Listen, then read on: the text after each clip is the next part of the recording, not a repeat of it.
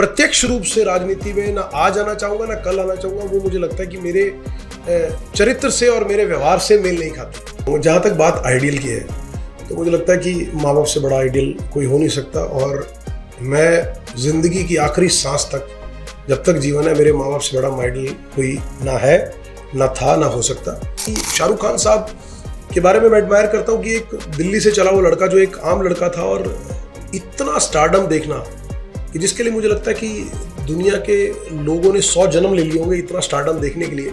और सबसे बड़ी बात कि शाहरुख खान साहब का आज भी इतना विनम्र और डाउन टू अर्थ होना, और उससे बड़ी बात इतनी कामयाबी और इतनी शिद्दत का सक्सेस, पैसा और कामयाबी देखने के बाद उतनी ही शिद्दत से मेहनत करना जितनी वो पहले दिन करते थे। Virat Kohli unbelievable cricketer, unbelievable human being.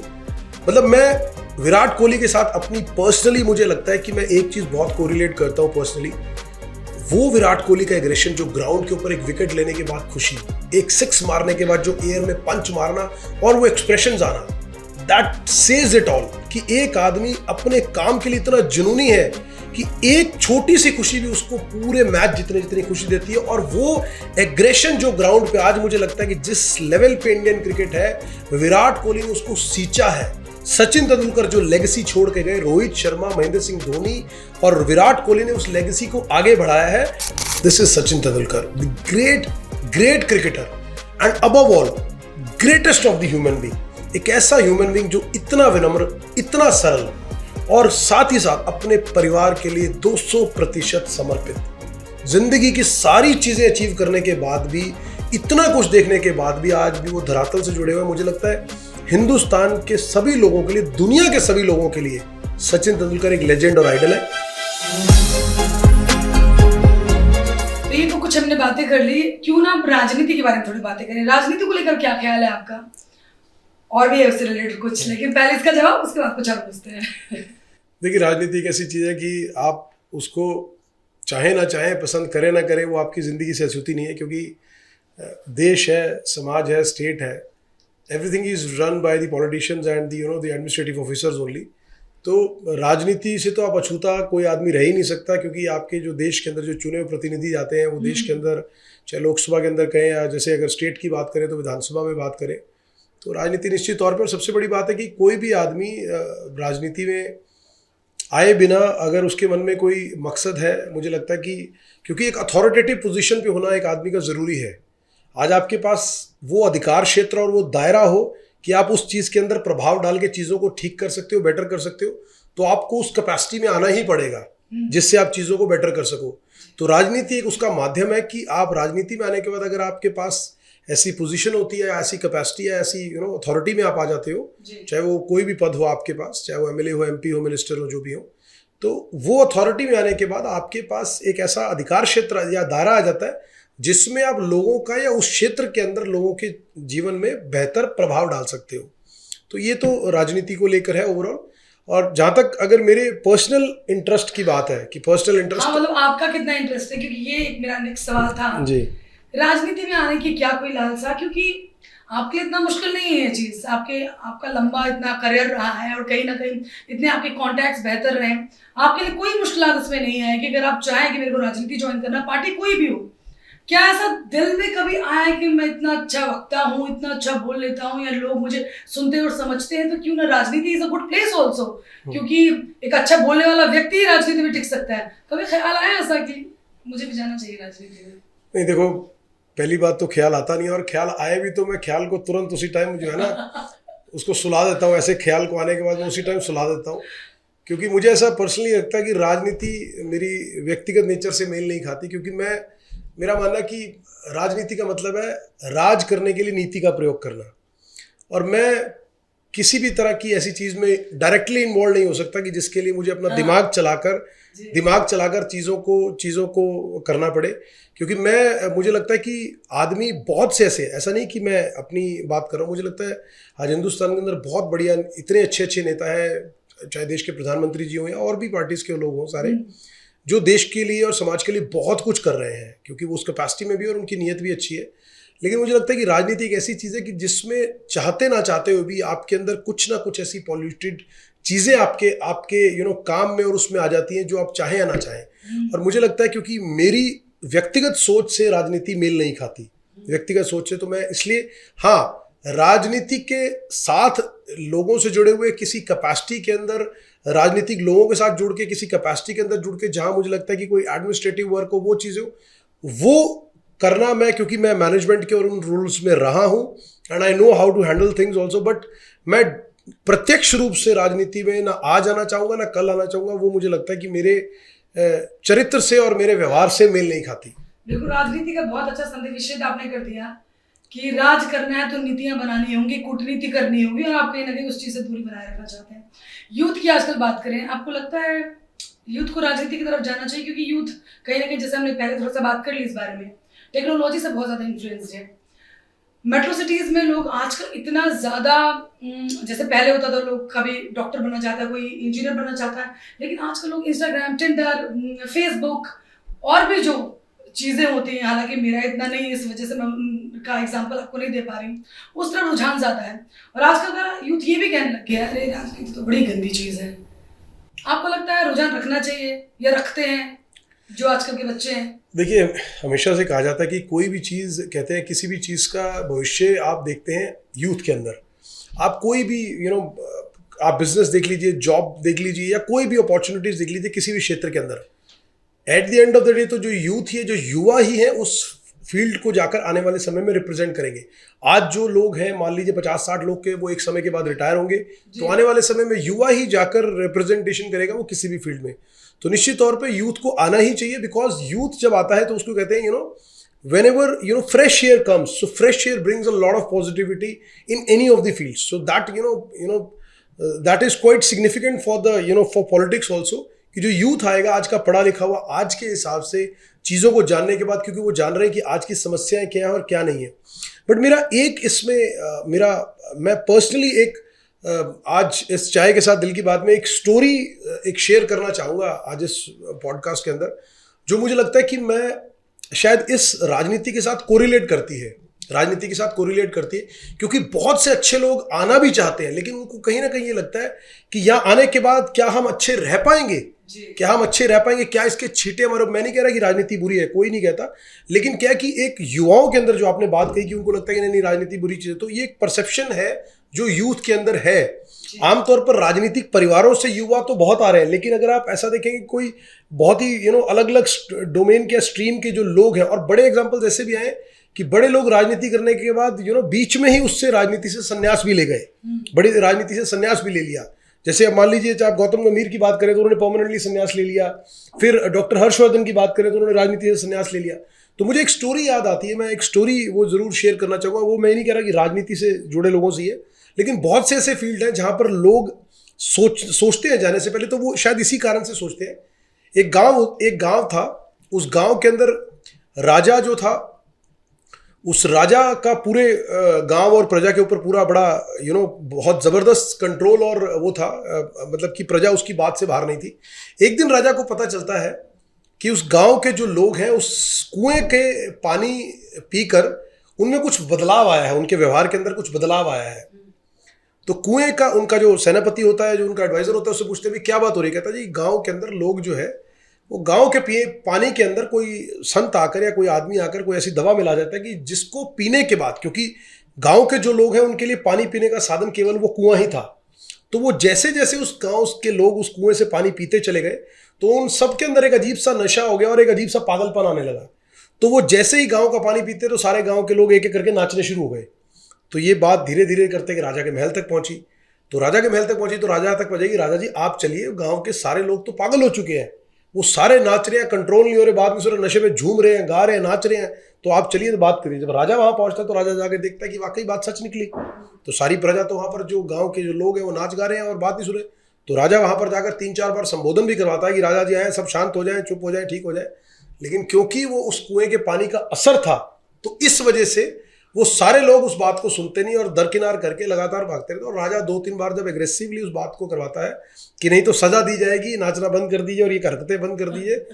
तो इतनी देर में वो देखता है कि जो प्रजा उसकी एक आवाज से वहीं पर सीधे होकर बैठ जाती थी, वो सारी प्रजा और जो सारे गांव के लोग तो वो एकदम से खिलाफ हो जाते हैं और राजा को मारने के लिए भागते हैं। तो राजा का सेनापति कहता है कि राजा जी, इस समय यहाँ से समझदारी इसी में है कि यहाँ से भागना ठीक रहेगा, इनके ऊपर खून सवार है, इनका दिमाग ठीक नहीं है, तो यहाँ से जाना ही ठीक रहेगा, तो महल में चलते हैं। तो राजा वहाँ से तुरंत उसी समय उन गांव के लोगों का जो आक्रोश देखकर तुरंत अपने महल की तरफ जाता है। लेकिन क्योंकि उनका आक्रोश इतना बढ़ चुका होता है कि वो रेजिस्ट नहीं कर पा रहे होते, वो सारी की सारी जो प्रजा, जो गाँव के लोग हैं, वो महल तक पहुँच जाते हैं। और महल के बाहर जाकर भी वो इस चीज़ के प्रयास में होते हैं कि राजा को बाहर निकालेंगे और राजा को मारेंगे हम। तो जब सेनापति अपने बात करता है कि ऐसा क्या हुआ कि जो प्रजा मेरी एक बात से,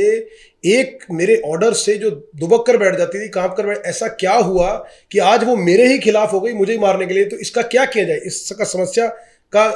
निदान कैसे किया जाए। तो उसका सेनापति कहता है राजा जी, इसका केवल एक ही तरीका है कि आप भी वहां चले गांव में, मैं इनको बात करता हूं, उस कुएं का पानी पिए और इनके टोली में शामिल हो जाए, तब आपको ये छोड़ सकते हैं उसी केस में, क्योंकि इनको लगेगा कि अब ये हमारे साथ शामिल हो गया है, राजा जी भी हमारे साथ शामिल हो गए, तो उसी केस में आपको छोड़ेंगे ये। तो राजा कहता है, जब उसको लगता है कि अंत में कोई और रास्ता नहीं दिखता, तो राजा भी वहां जाता है, उसी कुएं से पानी पीता है, और कुआं का पानी पीने के बाद निश्चित तौर पे पानी पीते ही राजा के ऊपर उसका असर होता है। तो राजा भी उस गांव की प्रजा के साथ नाचने झूमने और वो लगता है। तो इसका मॉरल ऑफ द स्टोरी निशा ये है कि अगर आप लीक से हटके चलोगे, तो जो बाकी लोग हैं, जो एक धड़े में चल रहे हैं, एक साथ चल रहे हैं, पागल वो नहीं कहलाएंगे, पागल आप कहलाओगे। और जब वो पागल लोग ये देखेंगे कि आप उस लीक से हटके चल रहे हो, तो वो फिर आपको मारने की कोशिश करेंगे, चाहे वो जानते भी हो कि वो गलत है और आप सही हैं, वो आपको मारने की कोशिश करेंगे, भले ही आप उस देश के राजा क्यों ना हो। तो आज बड़ी ऐसी इंसिडेंट है, बड़ी ऐसी चीज है जिसके अंदर जो युवा भी सोचते हैं, तो ऐसा लगता है कि आपको एक गुट का हिस्सा बन के रहना पड़ेगा। आप लीक से अलग चढ़ के अपनी धारणा और अपनी सोच के हिसाब से चीजों को व्यवस्थित नहीं कर सकते। तो इस वजह से मुझे लगता है कि ये एक कारण भी है जिसकी वजह से बड़े ऐसे फील्ड हैं जिसमें युवा जाने से पहले सोचता है कि उसको लगता है कि इससे बेटर है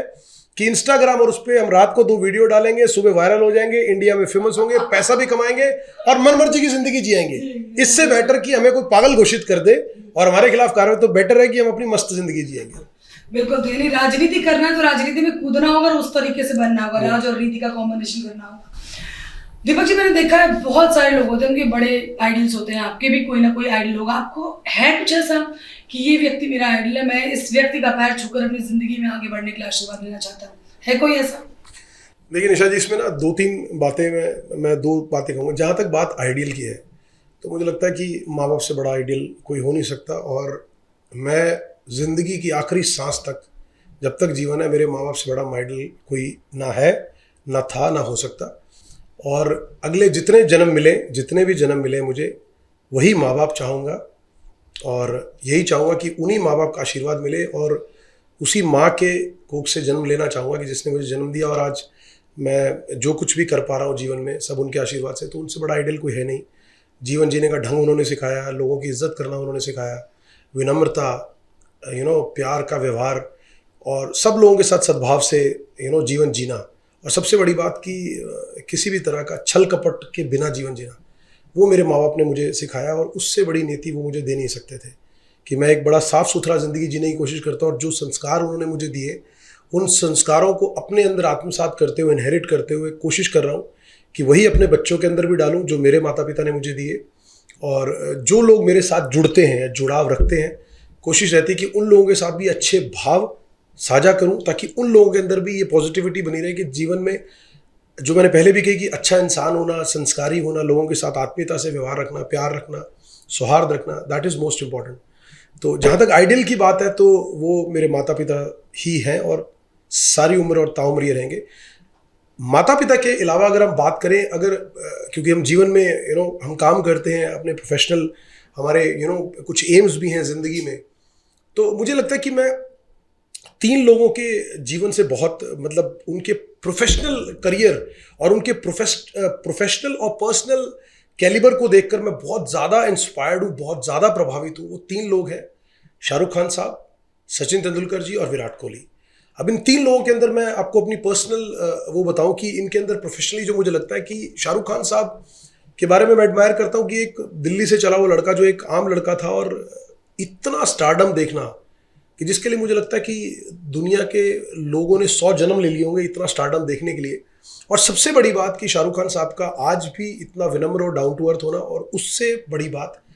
इतनी कामयाबी और इतनी शिद्दत का सक्सेस, पैसा और कामयाबी देखने के बाद उतनी ही शिद्दत से मेहनत करना जितनी वो पहले दिन करते थे, उतने ही घंटे काम करना और उससे ज्यादा प्रयास करना कि कोई भी काम में मैं हमेशा अपनी परफेक्शन दूं। So you know this is, तो ये एक ऐसी चीज है जो शाहरुख खान साहब को ही शाहरुख खान बनाती है और इसीलिए वो शाहरुख खान है, क्योंकि आज भी वो उतनी ही कमिटमेंट से मेहनत करने की कोशिश करते हैं जो शायद लोग जिंदगी के इनिशियल करियर्स में तो करते हैं बट बाद में नहीं करते। सचिन तेंदुलकर साहब, मुझे लगता है जब हम बड़े हुए और मैं 10-12 साल का था जब क्रिकेट देखना शुरू किया, तो 89 में सचिन तेंदुलकर का क्रिकेट में पदार्पण हुआ था इंडिया के लिए। एक ऐसा लड़का हिंदुस्तान की टीम में आया जिसने दुनिया भर के अंदर यह दिखा दिया कि एक विनम्र होते हुए एग्रेसिव क्रिकेट कैसे खेला जा सकता है। जिन्होंने शब्दों का आज तक कभी प्रयोग नहीं किया, आज तक किसी के साथ उन्होंने आज तक कोई कॉन्फ्लिक्ट नहीं हुआ, जीवन में किसी के साथ बदतमीजी नहीं की। अगर क्रिकेट फील्ड के ऊपर भी किसी ने भी उनके साथ असभ्य व्यवहार किया, गलत व्यवहार किया, तो उसका जवाब उन्होंने अपने खेल और अपनी बैटिंग से दिया। This is Sachin Tendulkar, the great cricketer and above all greatest of the human being. एक ऐसा ह्यूमन बीइंग जो इतना विनम्र, इतना सरल और साथ ही साथ अपने परिवार के लिए 200% समर्पित, जिंदगी की सारी चीजें अचीव करने के बाद भी, इतना कुछ देखने के बाद भी आज भी वो धरातल से जुड़े हुए। मुझे लगता है हिंदुस्तान के सभी लोगों के लिए, दुनिया के सभी लोगों के लिए सचिन तेंदुलकर एक लेजेंड और आइडल है। और दूसरी बात, आज जो हम हिंदुस्तान का क्रिकेट देख पा रहे हैं, क्रिकेट जो कि हिंदुस्तान की जान है और दिल है, आज जो सितारे हमारे सामने हम खेलते हुए देख रहे हैं, जो वर्ल्ड लेवल पे, अंतरराष्ट्रीय लेवल पे हिंदुस्तान के क्रिकेट को रिप्रेजेंट करते हैं, सचिन तेंदुलकर साहब का खेल ही उनकी जिंदगी को, उनके जीवन को यहां तक लाया। क्योंकि उनको देखकर वो लोग सब बड़े हुए हैं कि किस तरह से सचिन तेंदुलकर को आइडलाइज करते हुए हजारों क्रिकेटर्स, हजारों लाखों बच्चों ने हिंदुस्तान में क्रिकेट खेला। उन्हीं में से आज हम विराट कोहली, रोहित शर्मा और न जाने कितने क्रिकेटर्स को देख रहे हैं, वो सब उसी एरा से निकल हम लोग भी काफी लकी रहे हैं सचिन तेंदुलकर को हमने खेलते हुए। एब्सोल्युटली, हम उस बधाई हमने हमारी आंखों के आगे देखी, कोई इमोशनल मोमेंट था। एब्सोल्युटली, मैं भी किसी चैनल में थी और उस दिन था कि सचिन आज आखिरी बार मैदान दिखेंगे। एब्सोल्युटली, बहुत गजब का इमोशनल मोमेंट था, ऐसा लग रहा था कि हम सचिन को देख ही नहीं पाएंगे। और तीसरा जो मैंने निशा जी कहा, Virat Kohli unbelievable cricketer, unbelievable human being. मतलब मैं विराट कोहली के साथ अपनी पर्सनली, मुझे लगता है कि मैं एक चीज बहुत कोरिलेट करता हूं पर्सनली, वो विराट कोहली का एग्रेशन, जो ग्राउंड के ऊपर एक विकेट लेने के बाद खुशी, एक सिक्स मारने के बाद जो एयर में पंच मारना और वो एक्सप्रेशंस आना, दैट सेज इट ऑल कि एक आदमी अपने काम के लिए इतना जुनूनी है कि एक छोटी सी खुशी भी उसको पूरे मैच जितनी खुशी देती है। और वो एग्रेशन जो ग्राउंड पे आज मुझे लगता है कि जिस लेवल पे इंडियन क्रिकेट है, विराट कोहली ने उसको सींचा है। सचिन तेंदुलकर जो लेगेसी छोड़ के गए, रोहित शर्मा, महेंद्र सिंह धोनी और विराट कोहली ने उस लेगेसी को आगे बढ़ाया है। और सबसे बड़ी बात कि जिस एग्रेशन की जरूरत है, जिसके लिए हमेशा ऑस्ट्रेलियन क्रिकेट टीम जानी जाती रही थी, वो एग्रेसिव इंस्टिंक्ट अगर इंजेक्ट किया है तो विराट कोहली ने किया। और विराट कोहली की भी एक खासियत, अपने करियर के चरम पे जब वो दुनिया की सारी चीजें उनके पास थे, वो बेहद शालीनता के साथ अपना लाइफ पार्टनर चुनते हैं, उनके साथ सेटल होते हैं, अपने परिवार को आगे बढ़ाते हैं। और अब वो केवल क्रिकेट के मैदान पर क्रिकेट की बात करते हैं और उसके बाद वो केवल अपना समय परिवार को देते हैं। That is a special human being Virat Kohli. Hats off to all three of these people. और विराट कोहली की एक और खासियत कि इतना नाम होने के बाद, इतना सक्सेस और इतने रिकॉर्ड्स होने के बाद, आज भी सबसे फिटेस्ट प्लेयर है वो इंडियन क्रिकेट टीम में और पूरी क्रिकेट फ्रेटर्निटी में। सो ये है इन लोगों की काबिलियत। मुझे लगता है ये सिर्फ मेरे लिए नहीं, मुझे लगता है दुनिया भर के लोगों के लिए ये इतना कुछ सिखाते हैं हम लोगों को, हमें जिंदगी जीने के मायने सिखाते हैं। So they are special human beings and I truly appreciate they are. ये हिंदुस्तान के कोहिनूर है और हम सब लोग इनको चेरिश करते हैं and we are proud to say that ये लोग हिंदुस्तानी हैं और हमारे देश के धरोहर हैं ये लोग। बिल्कुल, परिवार और कामयाबी कहीं ना कहीं हम जिक्र कर रहे थे जो पहले, दोनों को साथ लेकर विराट कोहली चल रहे हैं। और विराट कोहली से बड़ा कामयाबी भला किसको मिली होगी, और परिवार को जिस तरह वो साथ लेकर चल रहे हैं।